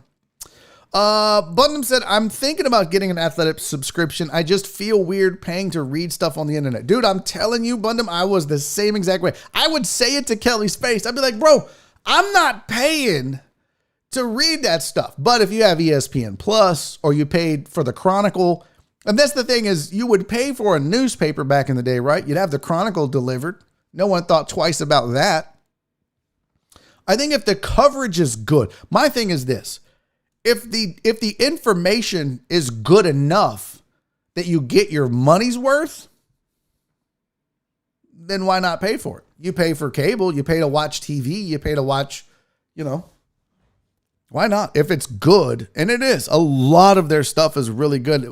Here's when I started to change my mind, Bundham, and this is, the Athletic doesn't pay me to sponsor them or anything like that, and I'm not just saying this because Kelly Iko is here, because I would tell y'all the truth. He knows it, and y'all know it. But what started to change my mind was that I more and more started seeing them used as the reference, as a source. And when that starts to happen, you start to realize they're really doing some good things over there. As per the Athletic, breaking news, as per someone, Kelly Iko at the Athletic says, so-and-so at the Athletic says. And that's when I started realizing they're major players in there. They're major players. All right, well, okay, look, if you're bootlegging your cable, then, you probably ain't going to pay for the Athletic. But that's when I started to change my mind. That's when I started to say, okay, well, maybe it's worth it. And I signed up and I paid for it, and I swore I would never do that.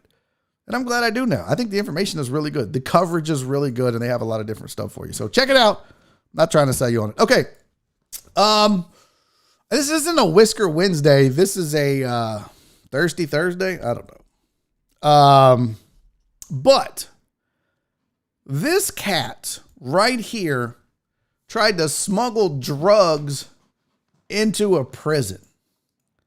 This cat is a criminal. This cat is a drug runner's cat.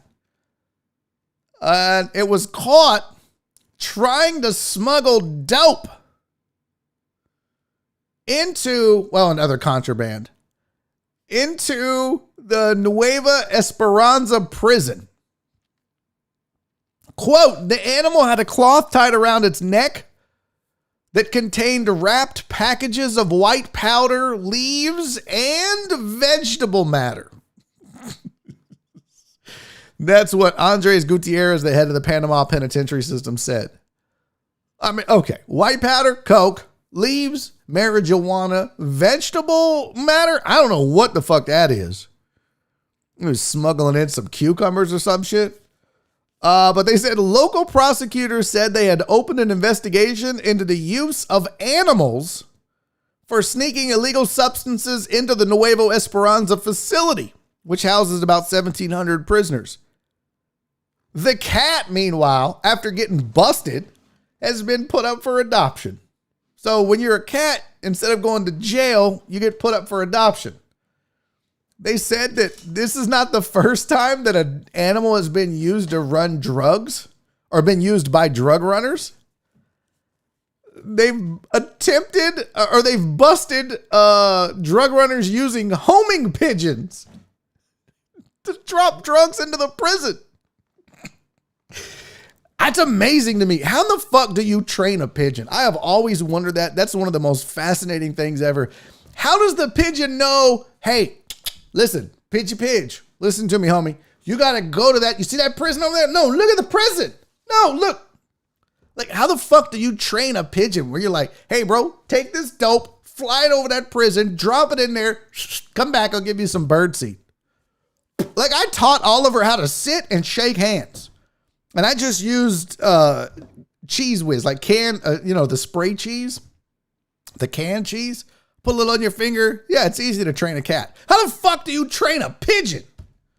I guess we should ask Mike Tyson. He would know. But that just fucking blows my mind. Cat said that's not the first cat to smuggle drugs. Okay.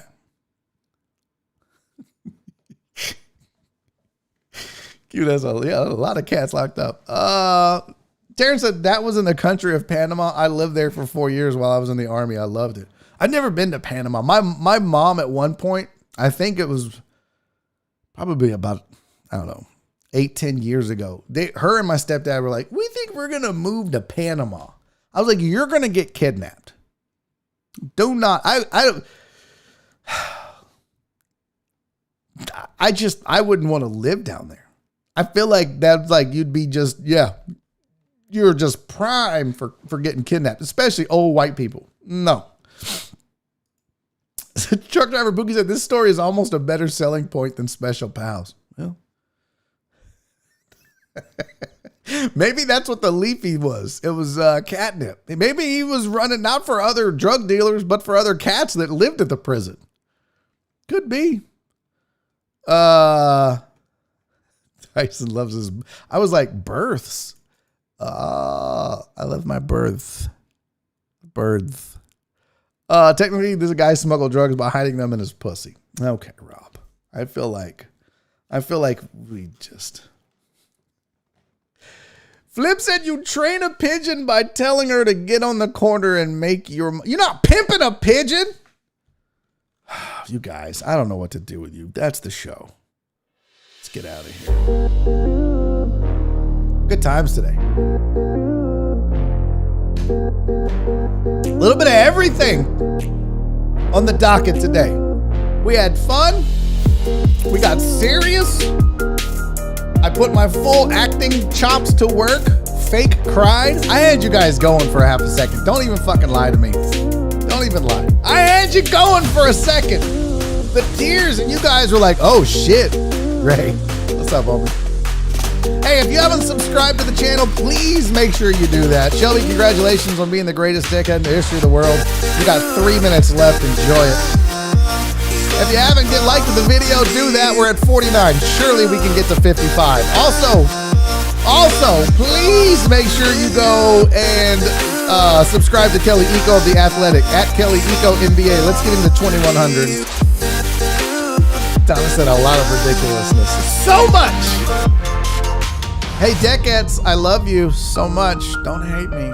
It's just for fun.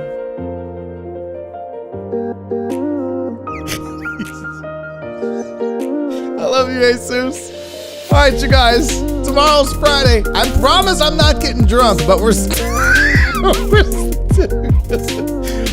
gonna have a good time. I love you, Jen. Until tomorrow. And now you know what it means when I tell you. Be safe. Be kind. and most importantly, love each other. See y'all tomorrow.